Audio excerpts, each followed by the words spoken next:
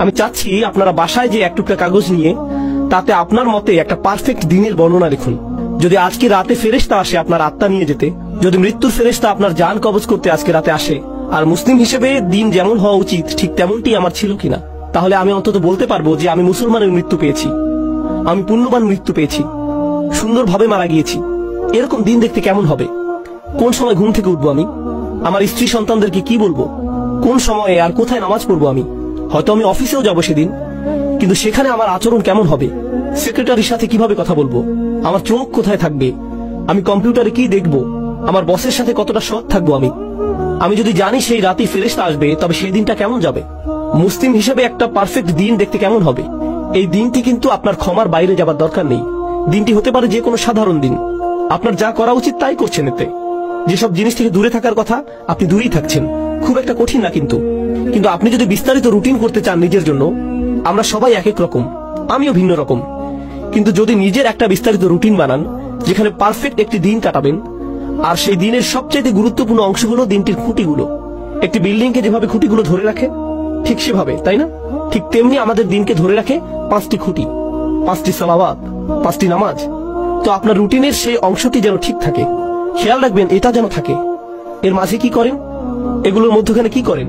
ইন্নাস সালাতা কানাত আলাল মুমিনিনা কিতাবাম মাওকুতা। যেটা অর্জন করা সম্ভব সেটার প্রতি আমার আপনার কাজ করা উচিত। এটা আমি আপনি কিন্তু অর্জন করতে পারি। আমার দৈনন্দিন চিত্র এমনই হওয়া উচিত। কিন্তু কেন এমন হয় না দিনগুলো? কেন দেরিতে ঘুম থেকে উঠি আমি? সম্ভবত দেরিতে ঘুমাতে যাই। তাই কেন এত দেরিতে ঘুমাতে যাই? কারণ সম্ভবত মধ্যরাত পর্যন্ত আমি মুভি দেখি। সম্ভবত সেটা বন্ধ করে সময় মতো ঘুমাতে যাওয়া উচিত আমার। কেন দোয়া করার সময় আমার কখনো কান্না আসে না? সম্ভবত আমি অনেকদিন যাবত আল্লাহর ঘরে যাইনি, তার কাছে যাইনি। শুধুমাত্র সেখানে যাই জুমার সময়, তাও আবার যখন তা একেবারে শেষের দিকে, যেন আবার নিজের জীবনে ছুটে যেতে পারি। কেন প্রত্যেকবার সালাতে যখন সিজদায় যাই উঠে দাঁড়ানোর জন্য ছটফট করি? যেমন সুবহান রাব্বিল আযীম, সুবহান রাব্বিল আলা, যেন এমনটা এতই তাড়াতাড়ি বলি আমি, কারণ আমার সেখানে বেশিক্ষণ থাকতে ইচ্ছে হয় না। আমার তো অনেক কাজ আছে, আমার জরুরি কাজ শেষ করতে হবে, তাই না? আল্লাহর সামনে নিজের মাথা নিচু করার চাইতে জরুরি আর কি হতে পারে? আমি বুঝি না আমরা কিভাবে নিজেদের বুঝ দিতে পারি এটা নিয়ে। সেই একটি জিনিস যা আল্লাহ তাকে করতে বলেছিলেন, সেই একটি জিনিস যা সে করতে অস্বীকার করেছিল, এই একটি জিনিস আমাদের তিনি প্রতিদিন করতে বলেছেন। আর আমরা যদি করিও সেটা যেন কৌতুক, কোন রকম করে দৌড়। এটা তো কিছুই না। কি এটা? সিজদা। এই জন্যই আপনার উচিত দিনের রুটিন বানানো। এখন আয়াতটি শুনুন, ইন্নামাত তাওবাতু আলাল্লাহ। তাওবা শুধুমাত্র আল্লাহর জিম্মাদারিতে। আল্লাহ যে শব্দটি বলেছেন ইন্নামা কালিমাতুল হাসাল বিহাদিহিল আয়াহ, এই শব্দের মানে কি?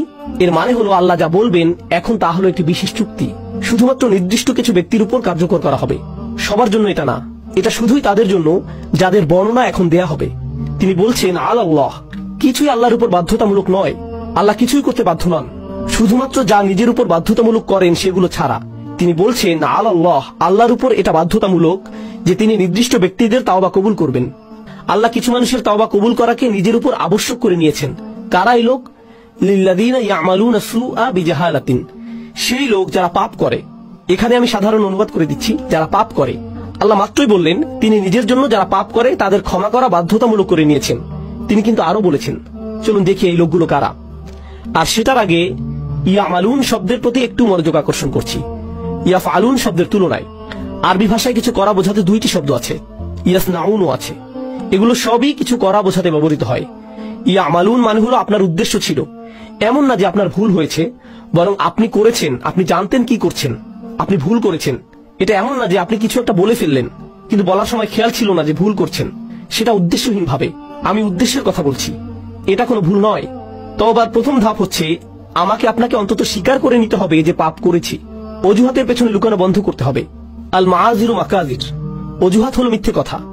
অজুহাত মানে এটাই, আপনি যদি অন্তত নিজের সাথে সৎ থেকে বলতে না পারেন যে হ্যাঁ আমি ভুল করেছি, আমি পাপ করেছি, কোনো অজুহাত নেই। যেমন আমি আর অজুহাত দিতে পারবো না, আমি আমার অজুহাতের পেছনে লুকাবো না, তাই না? প্রত্যেকবার কোনো ভুল হয়ে গেলে শয়তান এসে বলে না না এটা তোমার দোষ না, সমাজের দোষ। তুমি অনেক চাপের মাঝে ছিলে, তুমি অনেক চাপের মধ্যে ছিলে, তুমি তখন খুবই রেগেছিলে, তোমার বন্ধুর দোষ ওটা, অমুকের দোষ সেটা, তারা তোমাকে বাধ্য করেছে, সে তোমাকে বাধ্য করেছে, এজন্যই এমনটা হয়েছে, খুবই গরম ছিল সেদিন, খুবই ঠান্ডা ছিল সেই দিন। সুবহানাল্লাহ, কত অজুহাত চলে আসবে আপনার ভেতর।